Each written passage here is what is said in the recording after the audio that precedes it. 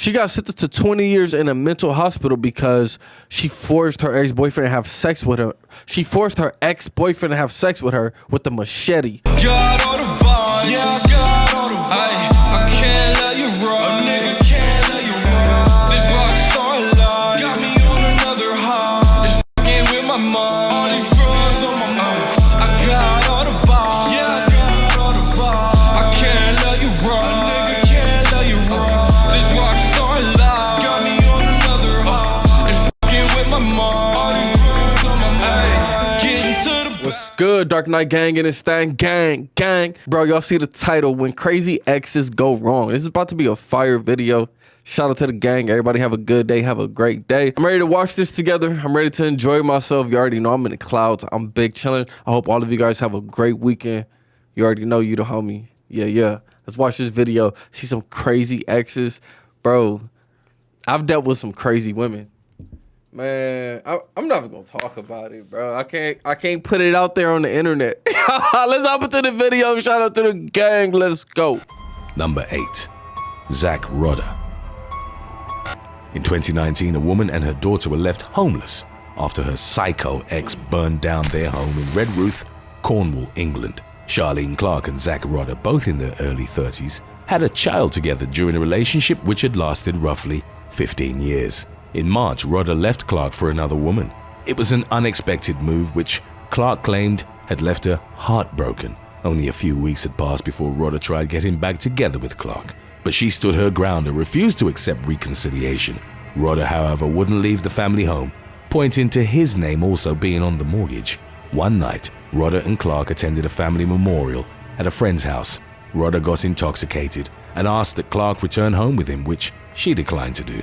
Enraged, he got back to their house and set fire to a mattress. He then sent Clark a series of threatening messages, one of which read, "Look, see the light? I warned you." Rodriguez went to a pub where he told other patrons that he'd started a fire which grew out of control. Not only had the blaze ravaged Clark's home, but it also expanded to 3 other terraced houses, prompting their occupants to flee for their lives. A disabled woman in one of the burning homes was only rescued because her caregiver was at the address at the time.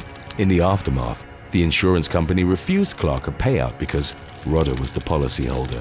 Even though the fire had gutted the homes, no one was seriously hurt and Rodriguez was sentenced to 6 years in prison.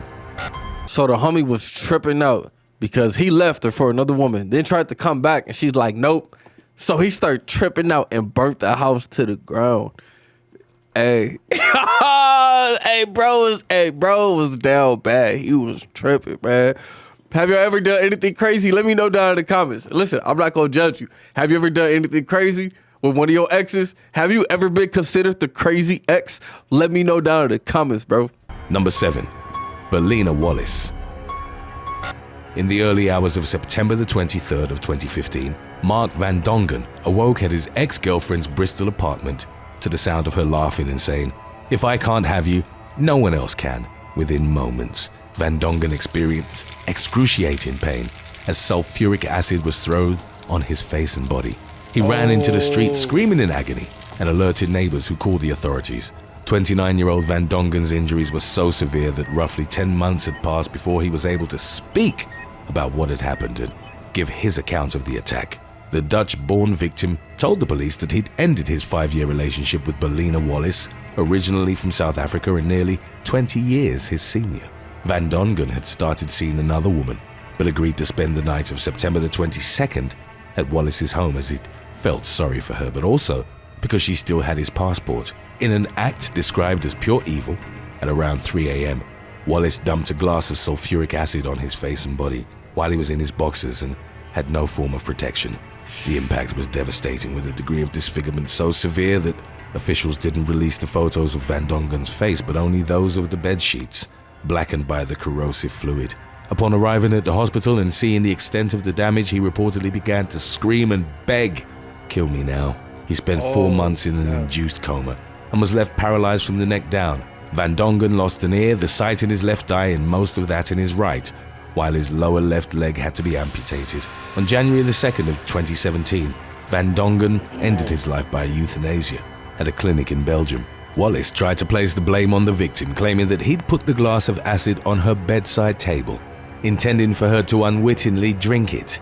Her story didn't hold up in court, as there was insurmountable evidence pointing to her, including dozens of websites in which she'd researched the acid's effects. She was sentenced to life in prison, with a minimum of 12 years served.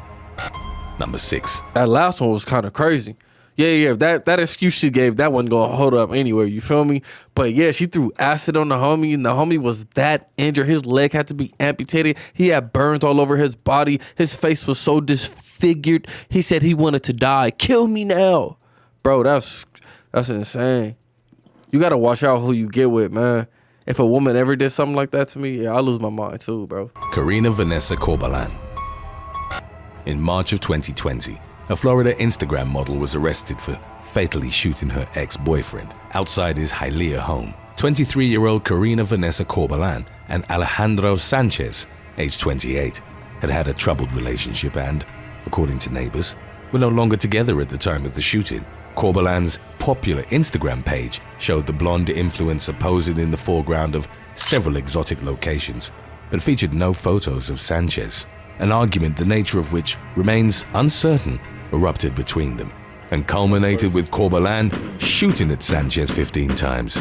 5 of the bullets struck him in the chest. The victim's mother was at the scene and she was heard screaming at Kobalan that she'd killed her son. Kobalan, in turn, presumably not realizing the damage she'd done, was reported to have called out to her ex, wake up, Alex." Officers arrived to the scene and found her kneeling over his body, as well as a black Mercedes, the windshield of which was riddled with bullets. Sanchez was airlifted to Jackson Memorial Hospital, where he was pronounced dead. Kobalan made her first court appearance in a vest designed to deter self-harm and was ordered to be held without bail. Baby girl opened fire and the mom was there too. That's crazy. She didn't care. I think they said she shot at him 15 times. Pop, pop, pop. Sheesh. Number 5.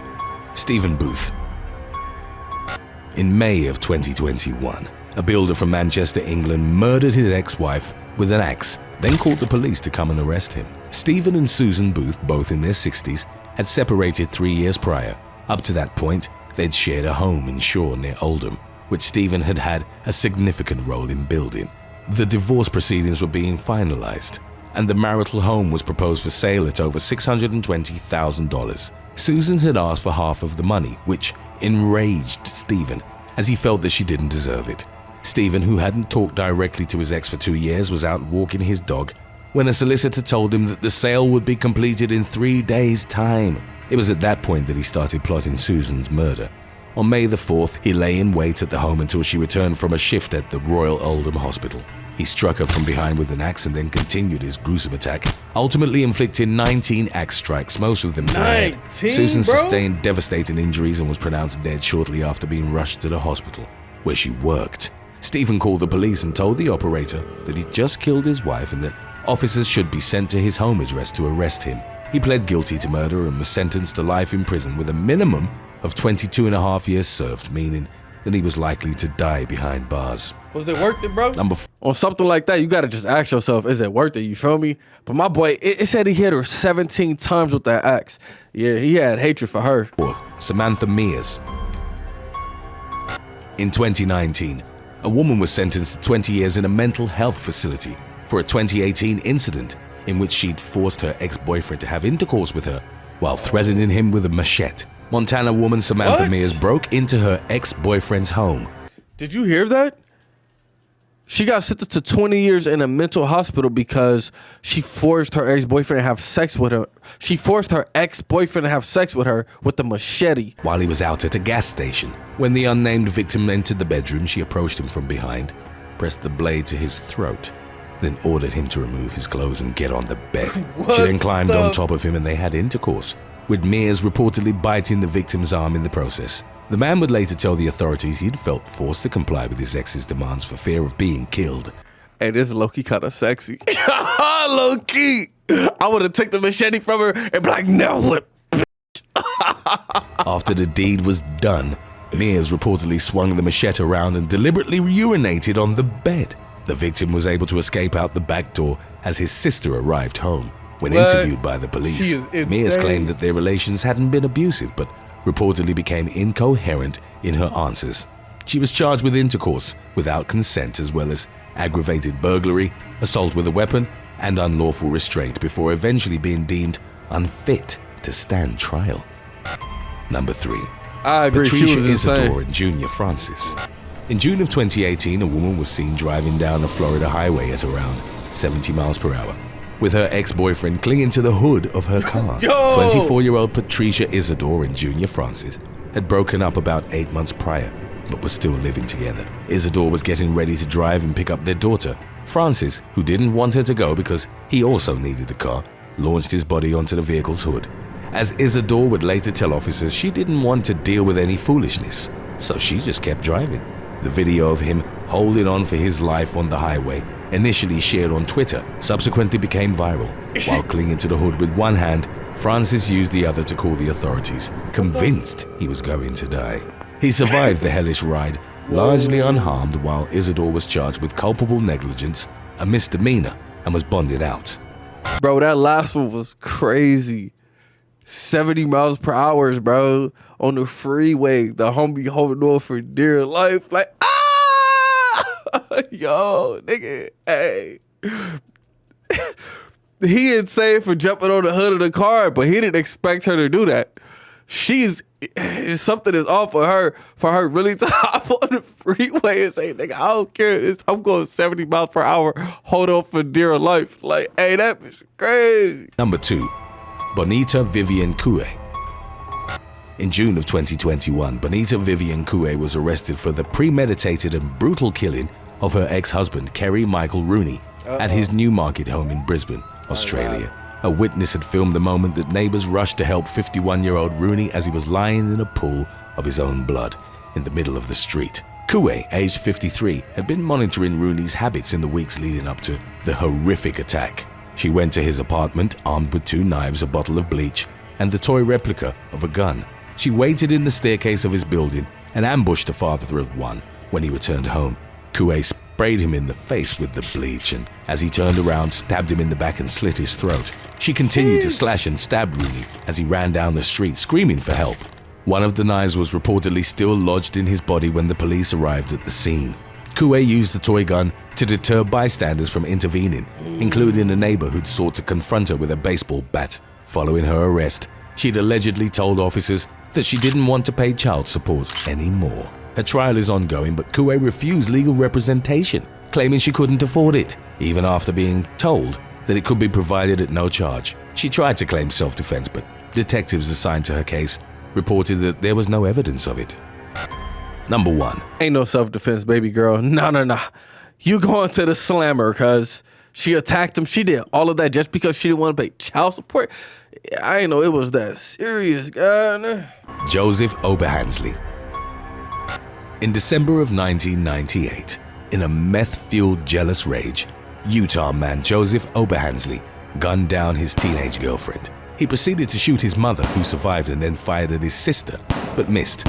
In a bid to end his life, Oberhansley tucked the gun under his chin and pulled the trigger. He didn't die with the bullet instead becoming lodged in his head, effectively giving him a partial lobotomy, the part of his brain that was affected by the gunshot controls emotions, personality, decision-making, and self-control. He ultimately pled guilty to manslaughter and was sentenced to 15 years in prison. Oberhansley would later tell a parole board that he regretted killing his girlfriend and that having a bullet in his frontal lobe had made him calmer. However, according to his family members, it turned him into a monster, and they noted increasingly obsessive behavior.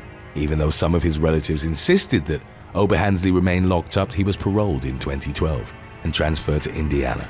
In 2015, he started dating 46-year-old Tammy Jo Blanton, who was 13 years his senior. Oberhansley was vague about his past, but Blanton eventually learned the truth, which, in the context of his controlling behavior, caused her to fear him. She ended their relationship and asked her father to change the locks of her home. In the early hours of September the 11th of 2014, Blanton called the police claiming that her ex-boyfriend was trying to break into her house. Officers arrived at the address and confronted Oberhansley, who agreed to leave. Later in the day, the police went to check on Blanton again after she hadn't shown up for work. There were signs of forced entry at her home, and Oberhansley answered the door claiming she wasn't home. Officers searched him and found a knife in his pocket, covered in blood and hair. In the bathtub, they discovered Blanton's mutilated body under a camping tent. She'd been beaten, stabbed, and cut open with an electric saw. Parts of her lungs, heart, and brain had been extracted and cooked in a skillet. Oberhansley admitted to officers at the scene that he'd killed and eaten part of his ex, but subsequently changed his story, claiming he was being framed by two intruders. He made a series of bizarre statements, which included him being able to hear Blanton's thoughts and complained of a tingling in his head, telling interviewing officers, "I'm like electrifying right now." Oberhansley was ultimately sentenced to life in prison without the possibility of parole. Bro, that last one was insane. So they let the homie out right after he already killed his girlfriend, shot at his mom, shot at his sister, tried to commit suicide. The bullet lodged in his head. He spent 15 years in prison. The homie got out of prison, got another girlfriend. She thought everything was cool. Next thing you know, he killed her, cut her open, ate some of her. Yeah, man. That shit was crazy. Great video. Thank you guys so much for requesting it. I hope all of you guys enjoyed it as well. You know what I'm saying? I love doing these videos with y'all, man. Shout out to the gang. Everybody have a great day. Peace.